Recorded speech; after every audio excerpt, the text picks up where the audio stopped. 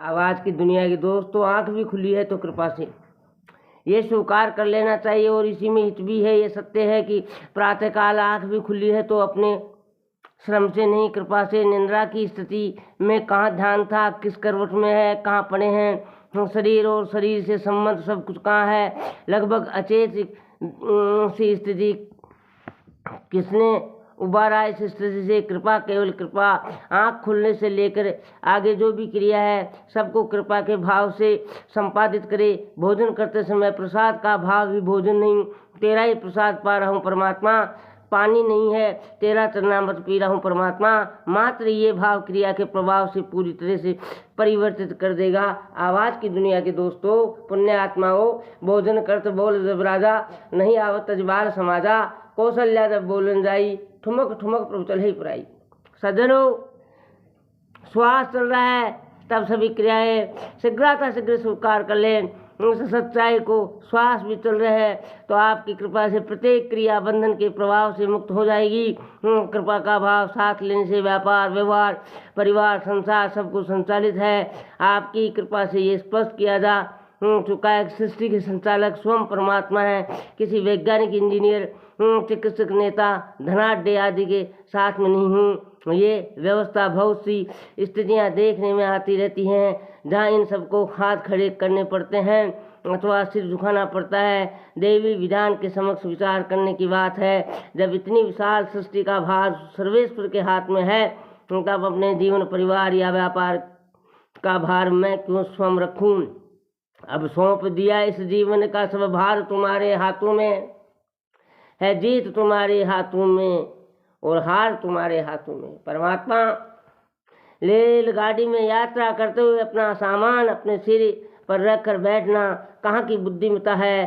सोचो, रेलगाड़ी पर तो भार दोनों स्थिति में है। सिर से उतार कर बैठोगे तो हल्के होकर सहज यात्रा पूरी कर लोगे, नहीं तो अपने आप को निरर्थक ही बोझल बनाए रखोगे तो जीवन की यात्रा को भी हल्के, निश्चित, भार रहित होकर पूरा करो। व्रत है, अहंकार का भार न उठाए रखें। मैं कर रहा हूँ, मेरे द्वारा ही हो रहा है, ये सब मेरा ही है, ये भार। मनुष्य ने विचार पूर्वक कहा है कि अहंकार से अधिक भार और किसी का नहीं है। इस भार को उतार फेंको अपने ऊपर से। कर रहा हूँ कि बोझल भाव को अविलंब अलग करो। शांति और निश्चितता का भाव स्वीकार करो। मित्रों, सज्जनों, मेरा आपकी कृपा से सब काम हो रहा है। करते हो तुम कन्हैया, मेरा नाम हो रहा है। हरे हरे। सज्जनों, इन पंक्तियों को केवल गुनगुनाने तक सीमित न रखें, जीवन की सच्चाई बनाएं। इसे क्रिया और कृपा को साथ साथ लेकर चले। संपूर्ण स्वतः सिद्ध हो जाएगा। जब कृपा का भाव आगे होगा तब अहंग पीछे हो जाएगा। अहंग का त्याग ही सच्चा समर्पण है। श्री भगवान ने क्रिया मात्र को समर्पण भाव से करने की अनेक बार प्रेरणा दी है। श्री गीता 9/27 में है। मित्रों, यत करोसी यत स्नासी यजुहोसी ददासी यत पश्चासी कौन्ते तत्कुरु से मर्दपुरण। अर्थात हे अर्जुन, तू जो कर्म करता है, जो खाता है, जो हवन करता है, जो दान देता है और जो तप करता है, वह सब मुझे अर्पण कर।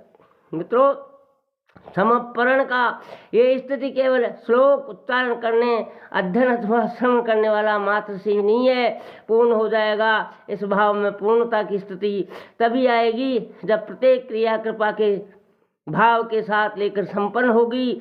समर्पण में बाधा आई है अहंग को मिटाने के लिए। अचूक अस्त्र कृपा का भाव ही है। युद्ध के पश्चाताप पांडु में अहम जागृत हुआ। श्री भगवान ने ऊंचाई पर बैठे बब्रीक के पास गए, पूछा, युद्ध में क्या देखा। सज्जनों, उत्तर मिला, जहाँ भी देखा भगवान श्री कृष्ण का चलता सुदर्शन चक्र देखा। अहम गलित हुआ, पंडितों का स्वीकार कर लिया कि अहंकार व्यर्थ है, सब श्री कृष्ण की कृपा से ही हुआ है। यदि देवताओं को भी अभिमान होने लगा अपनी शक्ति का तो यक्ष रूप धारण करके केवल एक तिलक सामने रखा, अग्निदेव से जलाते हुए कहा, पूर्णतया ऐसा प्रे अग्निदेव वासुदेव से उड़ाने के लिए कहा। टस से मस नहीं हुआ। छोटा सा तिनका एहसास हुआ अपनी भूल का, वास्तविकता का समझ में आ गई। काम तो कृपा शक्ति कर रहा है, यह अहम भाव हो गया, अतः संभल कर रहना होगा। अर्थ चेतना का जागृत रखना होगा। संपर्ण तो आवश्यक है ही है इस मार्ग में, लेकिन संपर्ण के बाद से सचेत रहना होगा मित्रों।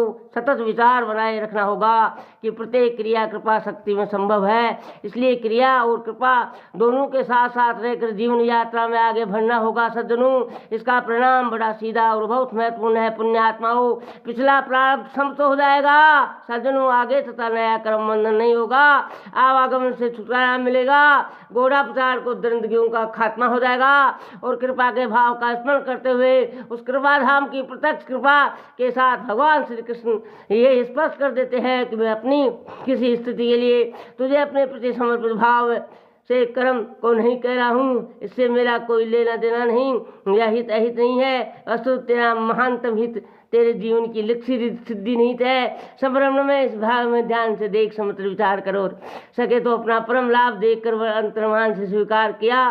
सुबह सुबह फलारथ है मोक्ष से कर्म बंधने, संन्यास मुक्ति मृगा विमुक्ति मामुपी माता, जिस स्थिति में समस्त कर्म मुझ भगवान को अर्पण होते हैं, उसी प्रकार से संन्यास योग से युक्त चित्त वाला शुभारंभ फलस्वरूप कर्म बंधन से मुक्त हो जाएगा और मुझको ही प्राप्त होगा। कितना दिव्य परिणाम है। अहम बुद्धि रहित होकर केवल भगवत प्रणभाव अर्थात कृपा को सतत साथ रहकर कर्म करने से कर्म भी हो गया और धर्म भी, प्रारब्ध भी पूरी होती गई और आगे का अनुभव भी, यह लोक भी बन गया तथा परलोक भी।